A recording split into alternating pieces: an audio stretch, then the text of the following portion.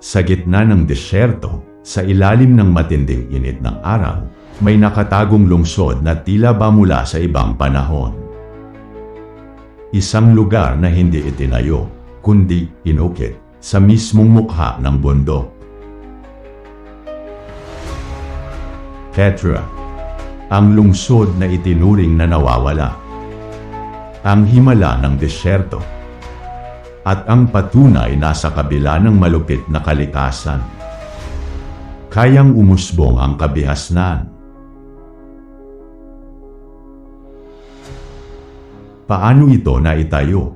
Sino ang mga arkitektong nasa likod nito? At bakit ito nawala ng parang bula? At ngayon, tuklasin natin ang mga kwento sa likod ng mga batong ito. Ang kasaysayang matagal nang nakabaon sa alabok ng panahon. Sa bawat kwento, may saysay.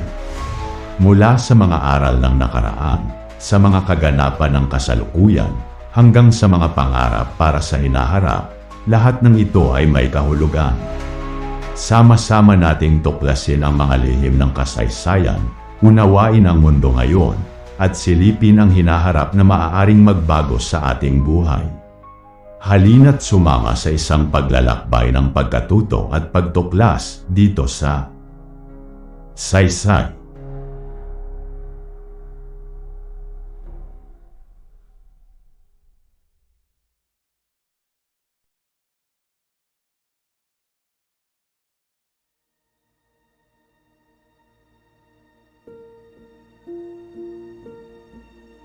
Sa Jordan, isang bansang tila pintuan sa pagitan ng Europa, Africa, at Asia, nakatago ang isang hiyas na ilang siglo ring nawala sa mapa.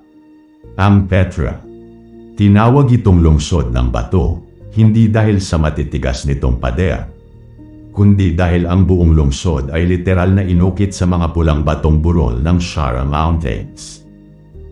Ito ang tahanan ng mga maharlika ng mga mangangalakal, ng isang lahing kayang gumawa ng imperyo mula sa alikabok.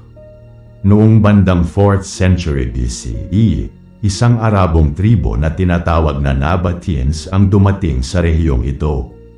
Hindi sila ordinaryong tribo, sila ay mga negosyante, mga arkitekto, mga strategists.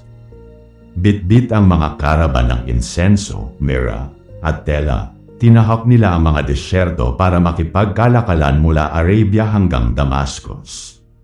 At sa puso ng Jordan, natagpuan nila ang perpektong lugar, isang lugar na ligtas, mahirap pasukin, at madaling kontrolin.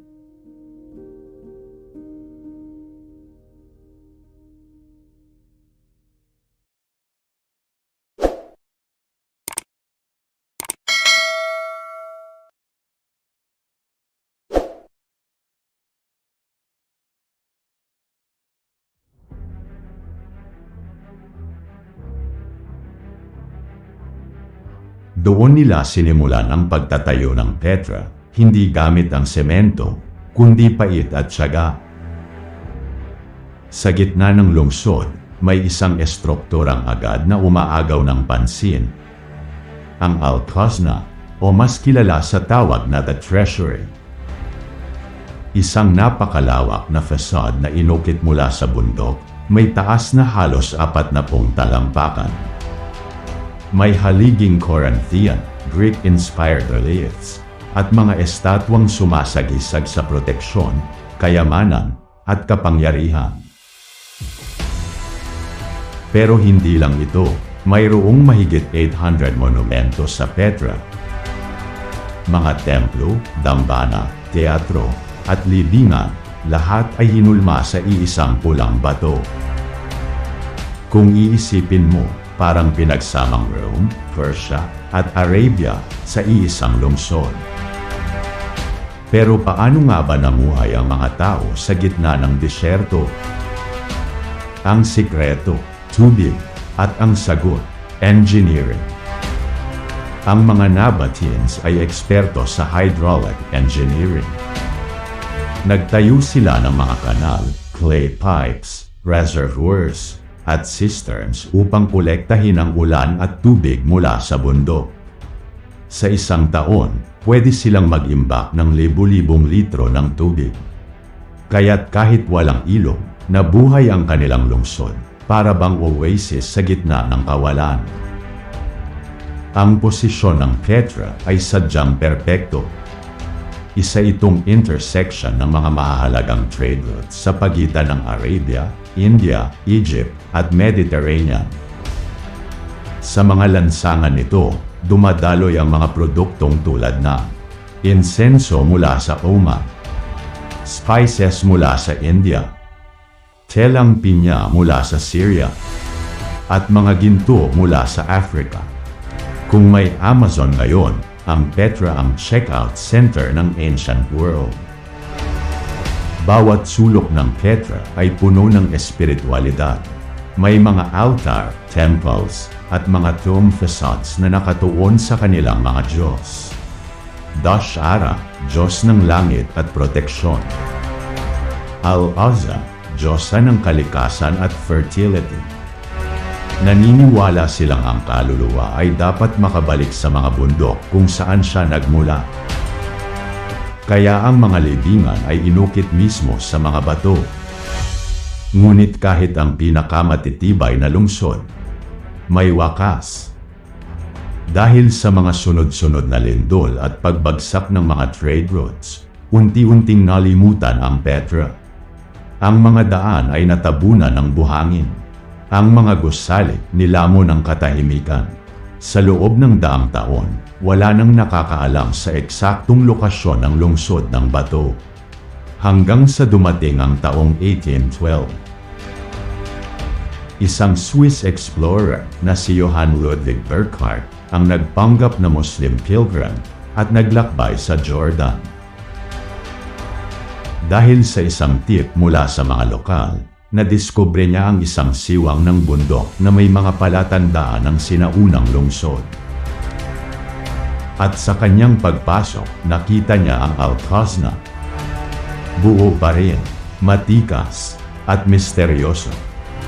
Mula noon, bumalik ang Petra sa mapa. At ngayon, isa na itong UNESCO World Heritage Site at isa sa New Seven Wonders of the World. Sa panahon ngayon, madalas nating nakakalimutan ang kahalagahan ng kasaysayan.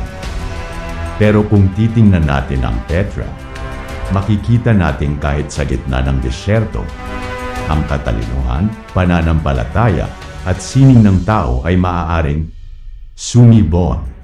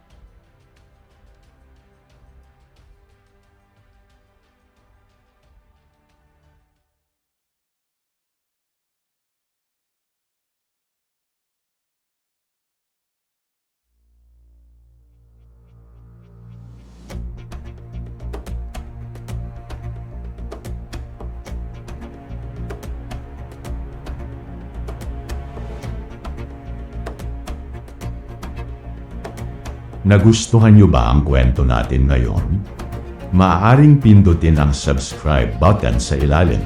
Please also like, share at pindutin ang bell icon para sa susunod na kwento natin. Magandang araw sa inyong lahat at ito ang Saysay.